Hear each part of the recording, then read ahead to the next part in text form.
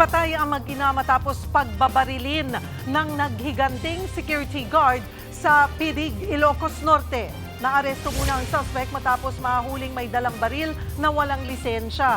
Ilang sandali lang na diskubring siya rin ang namaril sa mag-inang kamag-anak ng kanyang dating live-in partner.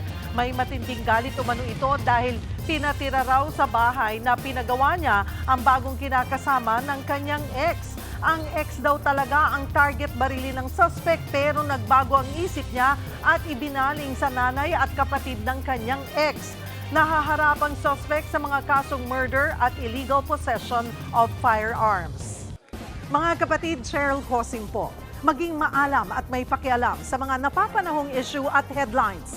Mag-follow at mag-subscribe na sa social media pages ng News 5.